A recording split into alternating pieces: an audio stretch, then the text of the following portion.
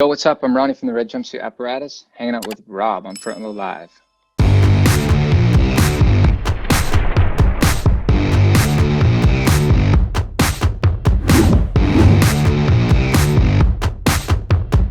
Listening to this EP, like I feel like it's really a call to action. It's you asking your fans to kind of like open their minds and kind of like pay attention to what's really going on instead of like what you're reading, what you're hearing. Can you talk to me a little bit about the creative process for this EP? Totally. It was really fun. It's not always that way in the studio. In this band's career, there's been fun album processes and not so fun ones, but this one was ultimate chill. We did it all in-house. It's really cool. I produced it and our drummer, John SB, mixed it. And then our lead guitar player, Josh, and our drummer wrote a bulk of the music. So a lot of that is unusual. Not necessarily me producing, because I've done other releases for us. We've kind of bounced between like super famous producer and then I'll produce an EP, super famous producer, and then I'll put a single out as producer. But John mixed it, our drummer. So that's really cool because we usually suss that part out to somebody else. So he killed it on the mix as far as production goes. And like I said, Josh and John, about half of the EP, which is a really big portion, was just stuff they were kicking around on a mixtape. So it was outside a Jumpsuit, and like it was kind of this joke almost in the green room, like, how's that mixtape going, and then I would hear little pieces of it and it sounded cool, I was interested, but they kind of kept it back from me. It's true. And like they kind of kept it secret to themselves, and I supported it. And there wasn't any vocals, so that's 3 of those songs for sure, maybe 4, wound up making the EP, the music that I eventually reproduced, if you will. So I changed, if they had a part that was a bridge, I made it a verse, because it needed to be something to where I can sing on top of it and it sounds like Red Jumpsuit Apparatus. And I'm the vocalist, and I'm the only vocalist that's ever been in the band since the creation. So I have a pretty good idea on my job, but the palette, the painting needs to fit, to where, so luckily for me and them, I was able to just make some, small arrangement tweaks and keep almost all of the cool musical elements just in different orders. And they really liked it. And that's what kicked off. That's what I'm saying. Like the whole thing was chill from beginning. We weren't planning on writing an EP. They just finally forked over one of the tracks. And I quickly, real quickly threw it in my DAW and did a really crude rendition and did a quick demo vocal. And they're like, holy cow, this does sound like Red Jumpsuit, because you got to hear it, like I can't just describe it to somebody. It has to be me singing on it, So again, it started super chill. That's really how it started. And then John mixed the first song back and we really liked it. We immediately after that, I don't know. Well, no, we didn't actually track everything. So we just had like the working demos going, and then we went on tour, and the 4 or 5 songs that we had been working on, it wasn't 100% that it was going to be EP yet. We tracked them. We tracked them out together on the bus. So that's another, I've heard stories of bands doing that over the years and seen footage. We've never tried that. We never tried that. Mainly just because like, we didn't care to try anything like that. It seemed way too hard and way too much. Like when you're on the bus, a lot of times that's the only chill time you get, because you're working when you're off the bus. So this time we're more mature now. So it's a lot different. This EP process was different. A lot of times I don't have a lot to say. It's kind of business as usual in the studio. But it started as just kind of songs being kicked around on a mixtape, if you will. That's what they were calling it. And I think that's fitting. And then that turned into a month and a half later, we were tracking those gems out on the road, on tour, in between playing shows and driving. And everybody just had fun doing it that way instead of being in a studio, kind of barked at with hours that you can log in and out and paying a daily rate. We were already paying for the bus anyway. So that was kind of cool. It was like we got a freebie on that one. And the vibe was cool. And we really literally did actually track the band in the bus. So, and that's how and then we added 1 song later that's the whole process in a nutshell. And that's crazy that you guys worked on this in 2019, because this EP sounds so perfect for the times right now, like everything that's gone on with 2020. So if you were to tell me that, 2020 inspired this EP, I believe you at the same time. But how crazy is it that like artists can do that? They write something and then eventually when it gets released or a year or 2 later, like that's kind of what's really going on around the world. Is it like you guys are seeing the future? Like what is that like? Because it's happened many times. Right. It has happened many times. And this time it happened for us, you know. And it is a really interesting point, but you know, of course, being the lyricist, if I wasn't the lyricist, I wouldn't really have an opinion on it. The natural explanation for that is because we're in touch with our fans, and when we're writing these songs, we know what issues are bothering them currently, and some of them do bother us, and some of them don't. Some of them are their own issues, their own battle to fight. But some of them we can actually help on. And from the very beginning, face down, all the way till now, you know, going back 17 years, we've been advocating social awareness for issues like mental health, suicide prevention, domestic violence awareness, all kinds of things. So that part of the EP isn't necessarily unusual for Red Jumpsuit. But what we did was we brought up issues that last year, I hate to break it to some people, were already brewing. We were just in the know, that's all.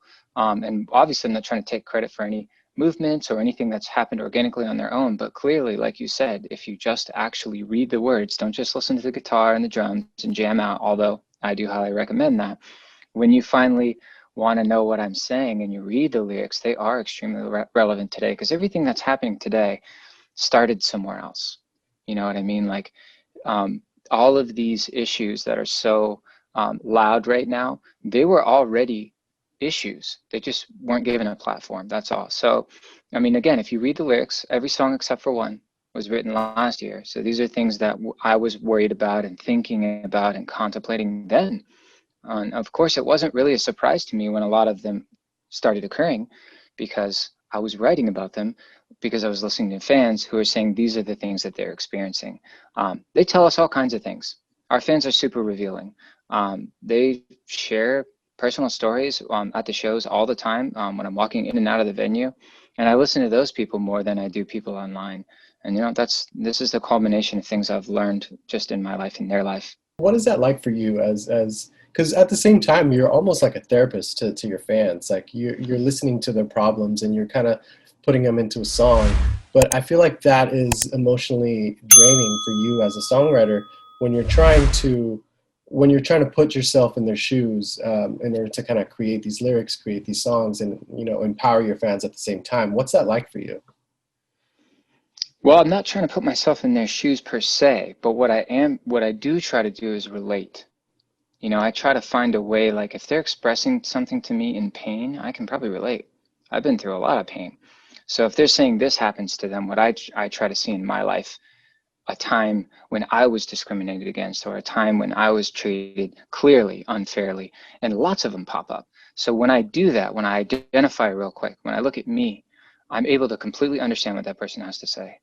You know, like that still doesn't even necessarily mean I think they're right or wrong or whatever, but I understand that person, and now we have an understanding, which means then we can have a dialogue that's actually intelligent. And who knows where that goes? There's a lots of really fun opportunities. So that's what we encourage, you know. So again, what I'm sharing, more so what I share is my personal experience.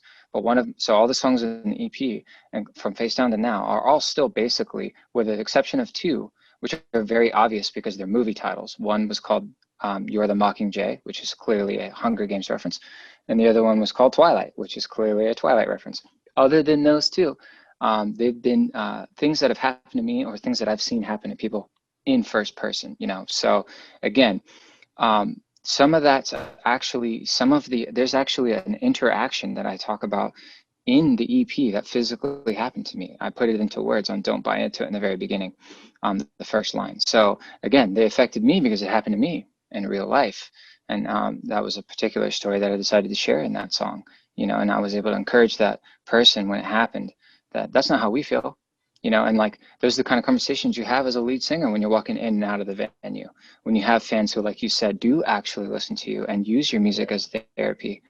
And that's a really great point. No one really talks about that a lot, but I'm glad that you did. And as far as the second part of your question, it being emotionally draining, um, sure, you know, a little bit. But like the cool thing is when that one person or that two people, literally that's all it takes, says, dude, this song is me. Like, wow, how did you get me 100%? Like, like, I can't stop listening to this because it makes me feel better on the inside. Then it all comes back. You replenish that well. You know, it doesn't say gone forever. Right, right. That's crazy. Like, and how are you able to do this over the years? 17 years, like you've gone through multiple albums, multiple releases, and yet you still have that fresh take every time you release something.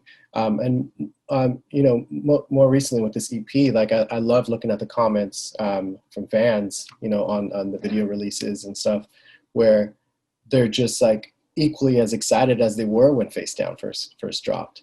And you know, at the same time, I'm also seeing like new fans coming in, like getting to know who Red Jumpsuit is, and I feel like that's awesome because like longevity in the music industry, I feel like is so difficult nowadays because of social media, because of, you know, fans are quick to like jump on to the next new artist.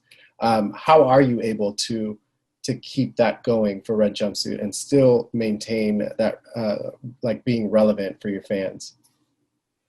Well, for us, part of it's just being real. Like, you know, right now, like I look tired with red eyes because I got up at 6:30 because I have a 4-year-old. So like we don't put on, we have been just like a regular rock band the whole time. We haven't bought into anything other than just what we thought was organic. So I tell a lot of artists that, you know, people ask me for advice because we have been around, we've survived. Not every artist survives, not even close to this long, but many have survived way longer. So we're kind of right in this interesting middle point now. You know, we're coming up on 20 years as a band, pretty close. We're about 2 years away from that. And next year is the 15-year anniversary of our debut record, but that's not when we became a band. That's just when our major label release debuted. So again, a couple milestones creeping around the corner. So it's got me thinking about, you know, old times, like you were saying, all these fans are doing. So of course you'll see a bunch of people every single time when Red Jumpsuit Apparatus puts out a song, no matter what, they think about Face Down. It's very interesting, right? So instead of like being offended by that, which I'm not going to say I never was, because when I was a young man, you know, everything offended me. I was a very angsty teenager, and in my early teens, you know, I wanted to rebel, and I was against anything you could be against. I was against, essentially. Not too uncommon to a lot of young people today. So I understand all of that because that was me. It's just not who I am today. I'm a dad now. You know, I'm almost 40. You know, so like things. I'm here to tell you guys that you might have the thought that I may not feel like this forever. You know what I mean? So I didn't. I always thought who I am today is who I'm going to be forever. But life has changed me more for good than the bad. So that's my word of advice. And if you're an artist out there, just remember one thing. If you become big on social media and not for who you are, then when that social media fades away, then so will you. You know, and so for us, we've been huge on platforms that literally disappeared, and we're still here. Here we are 17 years later. So like what we did is we tried to sprinkle it out, you know, get a little love to this one, a little love to that one, love with that one, love that one, and make everybody feel, you know, that like we care. But at the same point in time, don't put all your eggs in one basket, especially to you artists out there who are trying to make a real run at this for a career. You know, focus more on yourself than being big on Instagram and Facebook, because that will come for free later. Yeah, That'll come for right, free later, as long as your art is awesome. right. That's a good point. I don't think a lot of people realize that.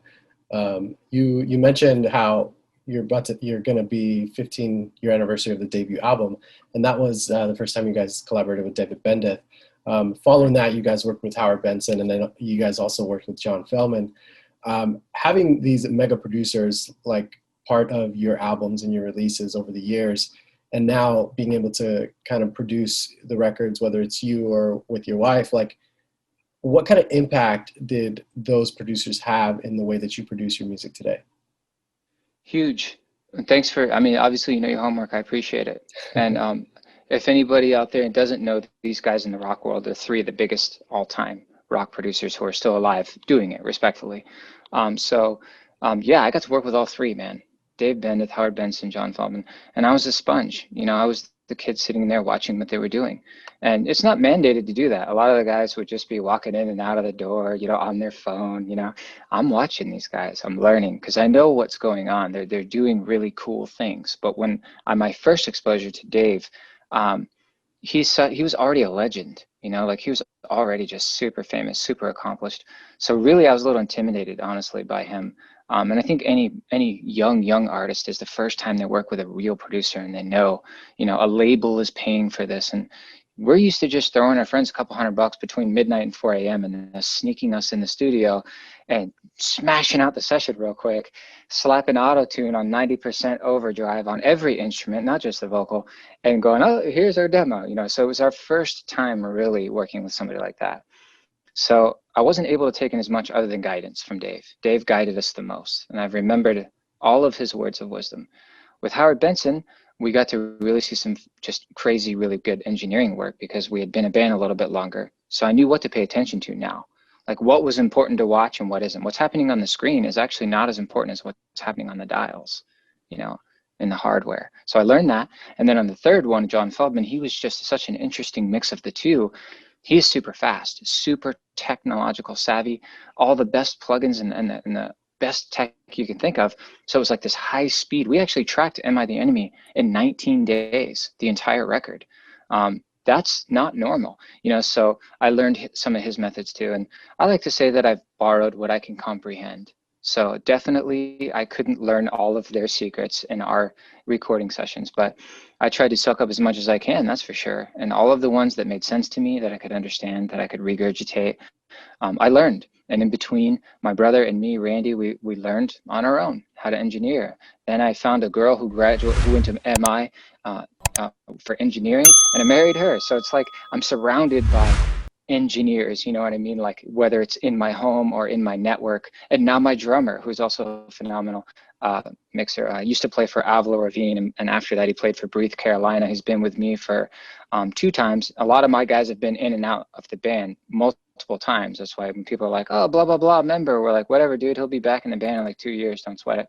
So John's back now for 6 years, and you know, now he's mixing, you know, and just killing. He's not just mixing us, he's mixing a whole bunch of bands. So I just surrounded myself in it.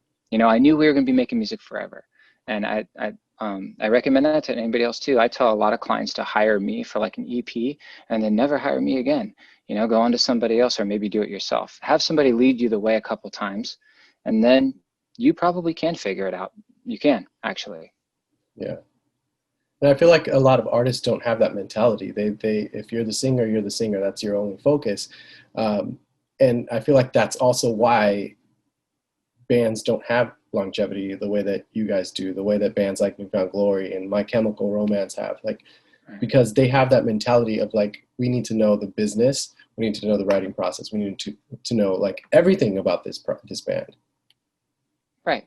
And again, like New Found Glory, I'm such a huge fan. Loved that band my entire life.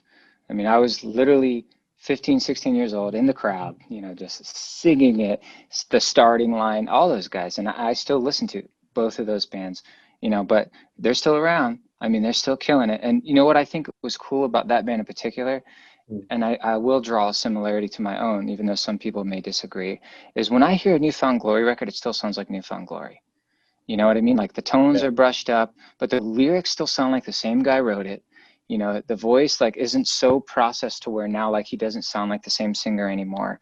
Like we have done that. We have been very careful not to go too prog or too, you know, too this way or too that way, and keep, you know, kind of a, you know, 17 years is a long time, but in general, I think we had one kind of miss, but all the other ones were pretty right in there. And that becomes the task, right? How do you still express yourself artistically, but not alienate your own fan base while you're doing it at the same time? Right.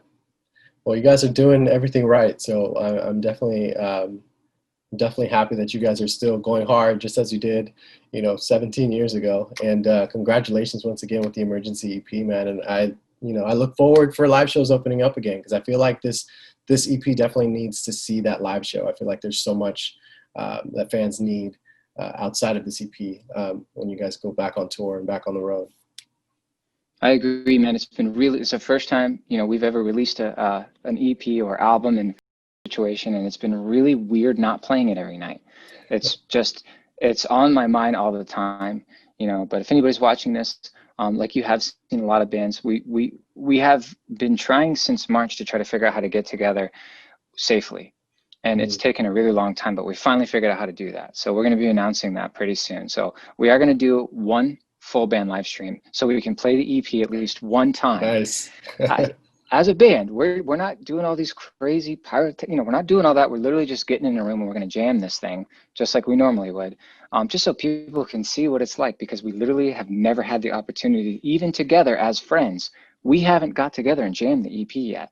Wow. So it's really weird to us. We only have this audio version. We're used to the physical version. We're used to, Yeah, most of us can hop on each other's instruments as well. And sometimes we will when we're jamming that's cool. because we have fun. So that's coming sometime soon. Okay, well, we'll definitely be on the lookout for that. So thanks again for taking the time to talk to me. You got it, man. Thanks for having me.